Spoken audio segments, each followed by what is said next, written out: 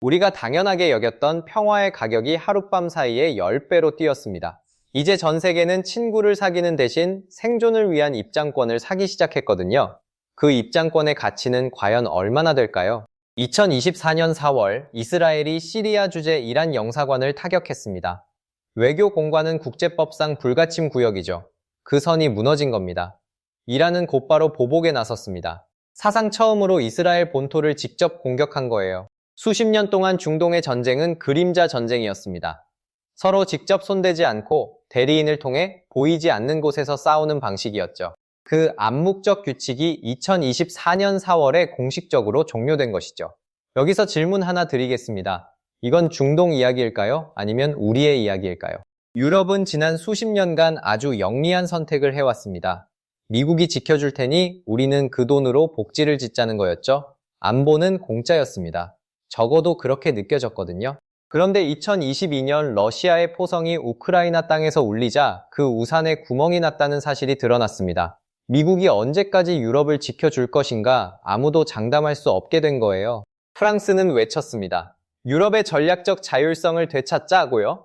하지만 독일은 망설였고 동유럽 국가들은 프랑스가 우릴 지켜줄 수 있어? 라는 눈빛을 보냈습니다. 유럽의 리더십이 필요한 순간 유럽에는 리더가 없었던 거죠. 안보를 공짜라고 믿었던 수십 년의 청구서가 한꺼번에 날아온 셈입니다. 마치 몇 년치 월세를 한 번에 내라는 통보처럼요. 중동의 불꽃은 곧바로 한 곳으로 향합니다. 호르무즈 해협입니다. 이 좁은 바닷길의 너비는 불과 33km입니다. 그런데 이곳을 통해 하루 2,100만 배럴의 원유가 이동하거든요. 전 세계가 하루에 쓰는 원유 약 1억 배럴 중 2,100만 배럴이 매일 이곳을 지납니다. 전 세계 에너지 공급의 21%가 이 좁은 길목에 목줄이 잡혀 있는 셈입니다. 쉽게 말하면 전 세계 모든 공장과 자동차와 비행기가 쓰는 기름의 5잔 중 한 잔이 이 33km짜리 병목을 통과해야 한다는 뜻입니다.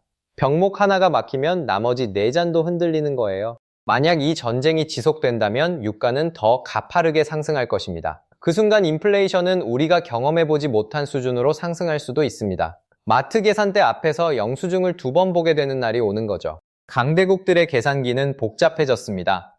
미국은 물가를 잡아야 하고 중국은 에너지 수입로를 지켜야 합니다. 그런데 여기서 반전입니다. 경제적으로 서로 얽혀 있으면 전쟁을 안 한다는 논리, 무역이 곧 평화라는 그 믿음이요. 그 믿음은 이제 과거의 유물이 되었습니다. 오히려 경제적 연결고리가 상대를 조르는 밧줄이 되었거든요. 에너지를 끊고 반도체를 막고 결제망을 차단하는 방식으로요. 경제는 이제 전쟁의 도구가 된 거예요. 에너지 가격이 오르면 인플레이션이 오고, 인플레이션이 오면 금리가 오르고, 금리가 오르면 기업이 흔들립니다.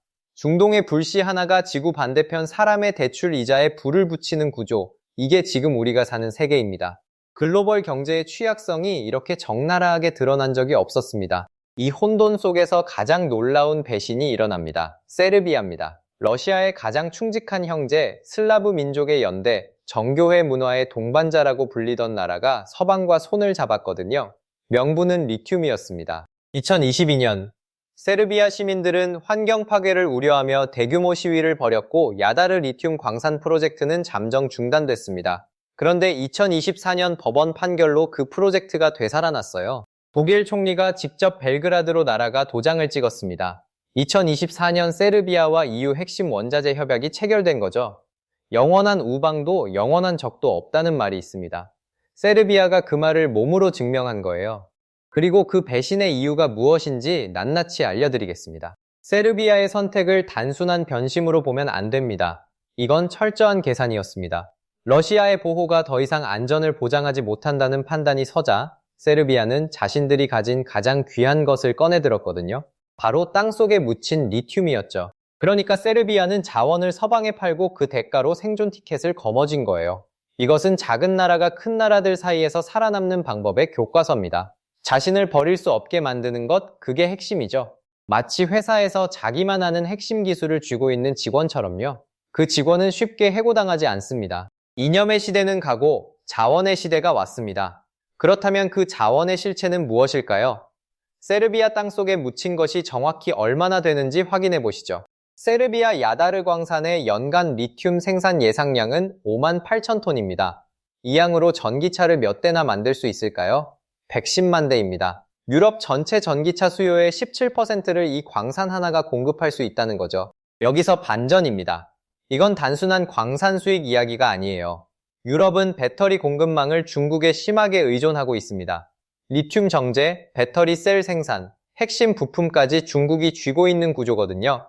세르비아의 리튬은 그 사슬을 끊을 수 있는 거의 유일한 유럽 내 열쇠입니다. 그러니까 세르비아 리튬은 단순한 광물이 아닙니다. 유럽의 에너지 독립을 완성하는 마지막 퍼즐 조각인 거예요.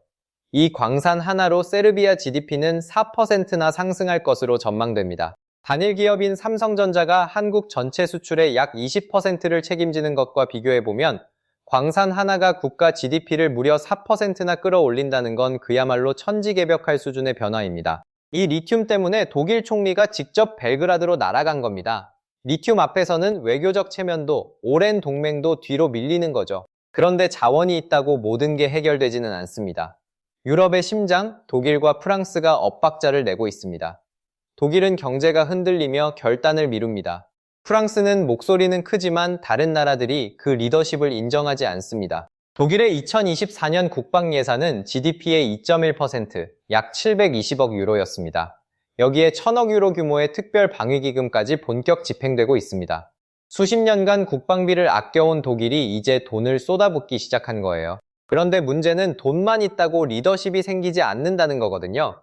프랑스, 독일, 폴란드, 이 세 나라가 모인 바이마르 삼각지대는 한때 유럽 통합의 엔진이었습니다. 지금 그 엔진이 꺼져가고 있습니다. 리더가 없는 유럽은 마치 선장 없는 배와 같습니다. 폭풍 속에서 각자 다른 방향의 노를 젓고 있는 거예요. 그리고 그 폭풍의 이름이 러시아라면 이건 더 이상 비유가 아닙니다. 유럽이 하나의 목소리를 내지 못하는 지금 누가 이 공백을 채울 것인지 그 답이 이미 동쪽에서 나오고 있습니다. 만약 여러분이 폴란드의 지도자라면 어떤 선택을 하셨을까요? 동쪽에는 전쟁 중인 러시아, 서쪽에는 결단을 미루는 독일과 프랑스. 그 사이에서 혼자 서 있어야 한다면요? 폴란드의 답은 숫자로 나왔습니다. 폴란드의 2025년 국방 예산은 GDP 대비 4.7%로 책정됐습니다. 나토 권고치인 2%의 2배를 훌쩍 넘는 수치로 사실상 국가의 모든 자원을 생존에 쏟아붓고 있는 겁니다. 이게 얼마나 파격적인 수치인지 감이 오시나요? 세계 최강 미국의 국방비 비율이 3.4% 수준인데 폴란드가 미국을 압도하는 비율로 자국 경제를 안보에 쏟아붓고 있는 겁니다. 폴란드는 지금 유럽 안보의 무게중심을 서쪽에서 동쪽으로 끌어당기고 있습니다. 독일과 프랑스가 주저하는 자리에 폴란드가 스스로 방패를 들고 나선 거예요. 마치 오케스트라에서 지휘자가 사라졌을 때 가장 큰 소리로 연주를 이어가는 악기가 자연스럽게 박자를 주도하게 되는 것처럼요. 폴란드는 지금 그 악기가 되고 있는 겁니다. 유럽의 안보 지형이 바뀌고 있습니다. 그리고 그 변화의 비용은 이제 시민들의 일상으로 청구서가 날아오기 시작했습니다. 그런데 이 재무장의 청구서는 누가 받게 될까요? 독일이 수십 년 만에 국방비를 GDP의 2%를 넘겼다는 건 그 돈이 어딘가에서 빠져나왔다는 뜻입니다. 그 어딘가는 바로 복지 예산이거든요. 1000억 유로 규모의 특별 방위기금이 본격 집행되는 지금 독일 시민들은 이미 그 압박을 체감하기 시작했습니다. 쉽게 말하면 이건 가계부에 비유할 수 있습니다. 한 가정이 갑자기 방범 시스템 설치와 경호원 고용을 결정했을 때 그 비용은 결국 가족 여행비나 의료비에서 나오는 거죠. 복지를 줄이면 시민이 반발합니다. 반발이 거세지면 정치가 흔들립니다. 독일이 수십 년간 쌓아온 복지국가라는 사회적 합의가 지금 안보의 압박 앞에서 균열을 일으키고 있는 겁니다.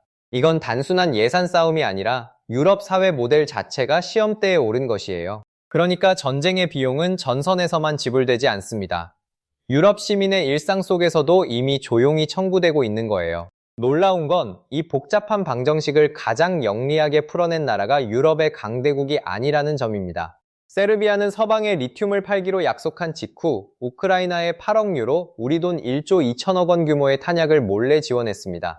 러시아의 형제국가라 불리던 나라가 등 뒤에서 칼을 꽂은 셈이죠. 공개적으로는 중립을 주장하면서요.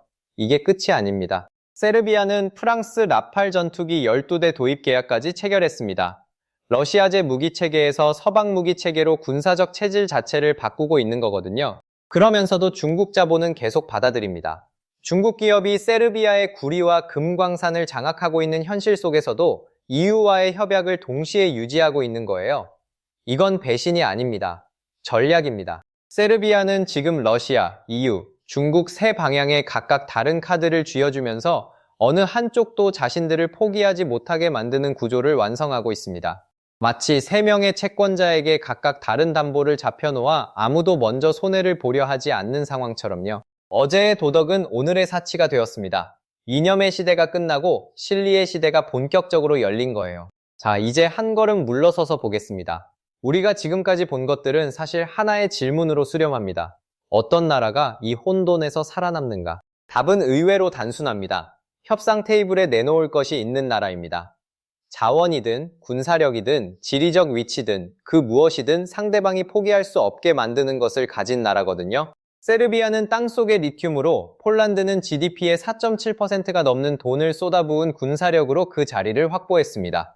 여기서 시청자 여러분이 실제로 참고할 수 있는 판단 기준이 생깁니다. 앞으로 어떤 나라의 뉴스를 볼 때 그 나라가 협상 테이블에 무엇을 올려놓고 있는지를 먼저 보세요. 동맹의 이름이 아니라 그 나라가 가진 실질적인 카드를 보는 겁니다. 미국의 어떤 지도자가 와도 한국을 함부로 대하지 못하는 진짜 이유는 우리가 가진 반도체와 조선업이라는 대체 불가능한 기술력 때문입니다. 동맹도 결국 압도적인 실력이 뒷받침될 때 유지되는 법이니까요. 또한 중동에서 원유를 긴급 수급할 수 있었던 이유도 방산 기술력이 연관되어 있다는 건 다들 짐작하고 계실 겁니다. 그리고 한 가지, 아직 우리가 다루지 않은 리스크가 있습니다. 바로 자원 민족주의의 역습입니다. 세르비아 시민들은 이미 한번 리튬 광산 개발에 반기를 들었습니다. 만약 내부의 반발이 다시 거세진다면 외부에서 아무리 정교한 외교 전략을 짜도 그 기반이 흔들릴 수 있거든요. 지정학의 체계가 아무리 정교해도 그것을 받쳐주는 사회적 동의가 없으면 모래 위의 성입니다. 국가의 전략이 시민의 분노 앞에 무너진 사례는 역사에 얼마든지 있었으니까요. 우리나라는 협상력을 지닌 자원이 없기 때문에 반도체나 조선업 등의 기술력이 곧 국가의 안보 전략입니다. 바로 생존을 위한 입장권이죠. 평화는 더 이상 기본값이 아닙니다. 안보는 더 이상 공짜가 아닙니다. 그리고 동맹은 더 이상 영원하지 않습니다. 이 세 가지가 동시에 무너진 시대, 우리는 지금 그 한가운데 서 있는 겁니다.